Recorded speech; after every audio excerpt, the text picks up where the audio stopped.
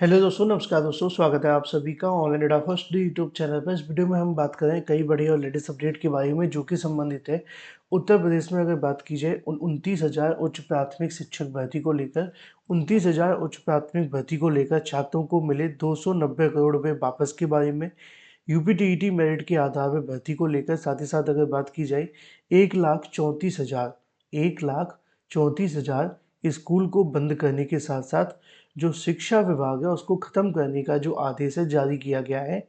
और ये आदेश जो जारी हुआ है वो सरकार के माध्यम से हुआ है। सरकार का कहना ये है कि इससे हमारा कोई भला नहीं हो रहा है। साथ ही साथ अगर बात की जाए इस आदेश की वजह से 1,34,000 उन विद्यालयों के बारे में और विद्यालयों के साथ साथ और भी तमाम चीज़ों को लेकर उत्तर प्रदेश के जो छात्र हैं उनको जर्मनी और जापान में नौकरी को लेकर जानकारी दी जा रही है सरकार के माध्यम से, जिसमें उनका कहना है कि 2.25 लाख रुपए तक का उनको जो वेतन है वो दिया जाएगा।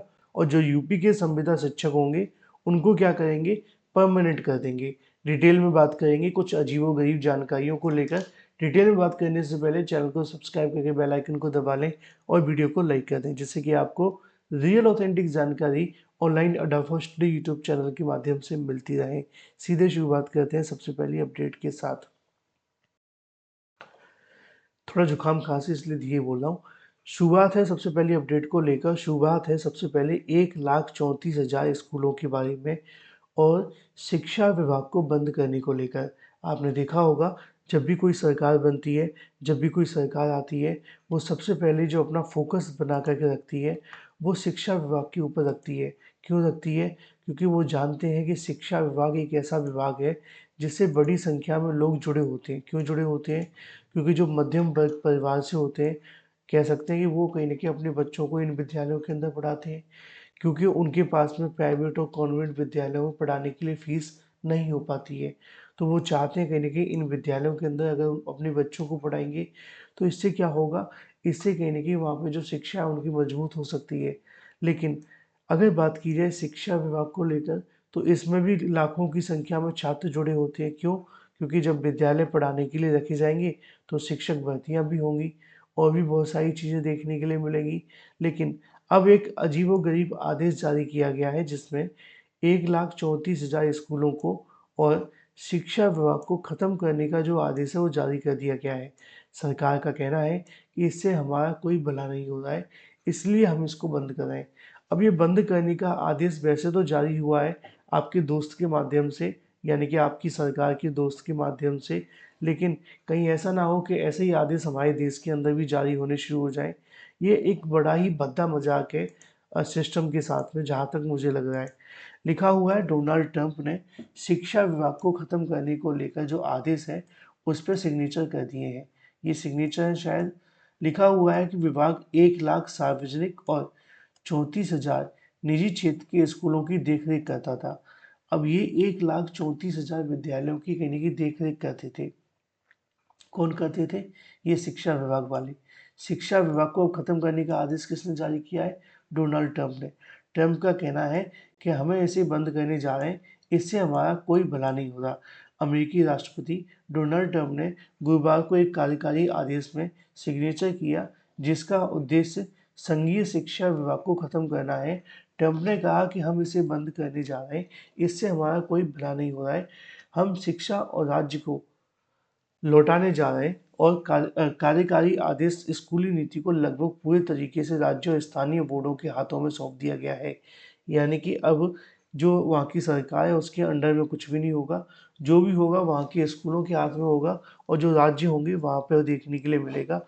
उनका कहना ये है कि अगर बात की जाए व्हाइट हाउस के आंकड़ों के मुताबिक शिक्षा विभाग पिछले 40 साल में भारी खर्च के बावजूद एजुकेशनल सुधार के लिए असफल रहा है। 1979 से लेकर अमेरिका शिक्षा विभाग ने $3 ट्रिलियन का तकरीबन 259 लाख करोड़ रुपए खर्च कर दिए गए हैं। इसके बावजूद 13 साल के बच्चे गणित पढ़ने और स्कूल में सबसे निचले स्तर पर हैं। चौथी क्लास की अगर बात की 10 में से 6 बच्चे 8वीं कक्षा के करीब 3/4 छात्रों के ठीक तरीके से गणित नहीं कर पाते हैं, ऐसा उनका कहना है। इसलिए उन्होंने इसको बंद करने का आदेश दे दिया है। अब क्या ये आदेश सही है? क्योंकि अगर कोई बच्चा गणित नहीं पढ़ पा रहा है, इंग्लिश नहीं पढ़ पा रहा है, तो उसमें बच्चों की गलती तो नहीं हो सकती। अगर गलती हो सकती है तो टीचर की हो सकती है, या तो आपने अच्छे टीचर नहीं रखे होंगे, या इससे संबंधित आपके द्वारा किए गए जो कार्य हैं उनको आप कंप्लीट नहीं कर पा रहे हैं, इसलिए हटा रहे हैं। फिलहाल मैं ज़्यादा कुछ बोलूँगा नहीं, आप बताएं क्या कहना चाहते हैं, क्योंकि मुझे पहले से ही जुकाम है, क्यों इसकी मत लूँ। चलिए आगे बढ़ते हैं और बढ़ते हैं अपनी अगली अपडेट की तरफ, जो कि संबंधित है मानदेय वाले जो संस्कृत शिक्षक हैं उनका क्या होगा, उनको स्थायी किया जाएगा। संस्कृत विद्यालय में मानदेय पढ़ाने वाले संस्कृत शिक्षकों को जल्दी नियमित किया जाएगा। राज्य सरकार राजकीय एवं एडेड संस्कृत स्कूलों के जो विद्यालय हैं उसके अंदर पढ़ाने वाले टीचर्स को क्या करने जा रही है, मानदेय आधारित कहीं ना कहीं टीचर्स को 1110 शिक्षक हैं जिनको नियमित करने जा रही है। माध्यमिक शिक्षा विभाग इस संबंध में बीते जनवरी में एक प्रस्ताव शासन को भेज चुका है। इसमें नियुक्ति की भांति एक निश्चित प्रक्रिया अपनाते हुए मानदेय पर कार्य कर रहे जो संस्कृत शिक्षक हैं उनको नियमित किए जाने का प्रस्ताव शासन को मंजूरी मिलने के बाद संस्कृत शिक्षकों को विनियमितीकरण प्रक्रिया शुरू कर दी जाएगी।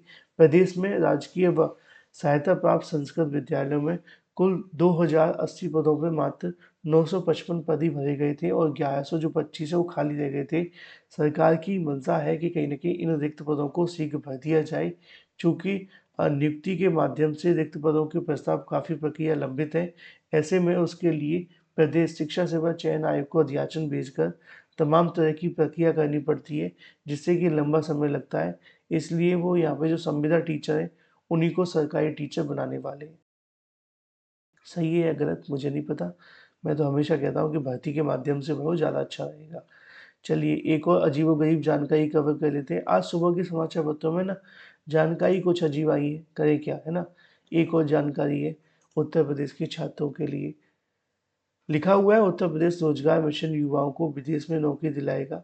इजराइल में युवाओं को नौकरी दिलाने के बाद अब जर्मनी और जापान में भी रोजगार के अवसर उपलब्ध करवाए जाएंगे। श्रम एवं सेवा योजन विभाग ने इस संबंध में मिशन के गठन करने की तैयारियां शुरू कर दी हैं। इसमें लिखा हुआ है कि जो मिशन होगा वो विदेश मंत्रालय की स्कूटनी के आधार पर देखने के लिए मिलेगा। मुख्यमंत्री योगी आदित्यनाथ के निर्देश पर युवाओं को रोजगार के लिए अधिक से अधिक जो अवसर है वो उपलब्ध करवाने पर जोर दिया जाएगा, जिसमें उनका कहना है कि अगर बात की जाए यहाँ पे अगर आपको 8 घंटे की नौकरी मिलती है ना, तो 1,37,000 रुपये का जो मासिक मानदेय वो देखने के लिए मिलेगा। इजराइल में नौकरी कर रहे इन युवाओं को प्रदेश में अब परिवार के बीते एक वर्ष में 1,000 करोड़ रुपए भेजे जा चुके हैं, ऐसा उनका कहना है। युवाओं को रोजगार संगम पोर्टल के माध्यम से देश एवं विदेश में नौकरी के लिए अवसर दिलाएगा। जर्मनी में नर्स के लिए 1,000 पदों पर भर्ती के लिए नर्सिंग कोर्स व जर्मन का ज्ञान रखने वाले युवाओं को आवेदन मांगे गए हैं। इन युवाओं को तकरीबन आप सभी के लिए 2,25,000 रुपये के दिए जाएंगे और ये वहीं जापान में आप सभी को नौकरी मिलेगी। फिलहाल जिसको मिल जाए अच्छी बात है भाई। चलिए बात कर लेते हैं अपनी अगली अपडेट के बारे में, जो कि संबंधित है 29,000 उच्च प्राथमिक स्कूलों को लेकर। 29,000 उच्च प्राथमिक भर्ती के संबंध में 13 साल के बाद जो वापस है वो मिल गए हैं। ये वापस आने शुरू हो चुके हैं। मैंने आज की अलग-अलग कुछ अभ्यर्थियों से जानकारी मांगी है कि जो अभ्यर्थी हैं उनके कहने के खाते में पैसे वापस करना शुरू कर दिए गए हैं। कई अभ्यर्थियों को 500-500 रुपये वापस आना शुरू हो चुके हैं। ये वो भर्ती है जो टीईटी के आधार पर देखने के लिए मिली थी। जिन अभ्यर्थियों के खाते में अभी तक नहीं आए हैं उनके खाते में ये पैसे वापस आना शुरू हो चुके हैं। जो भी संबंधित अभ्यर्थी हैं अपना अकाउंट चेक कर सकते हैं। 29,000 उच्च प्राथमिक भर्ती के अंदर जो आपके पैसे थे उनको अब शिक्षा विभाग ने वापस करना शुरू कर दिया गया है। कुछ लोगों का रह गया है, जिनका रह गया उनको 1-2 दिन में आ जाएगा। Thank you for watching this video.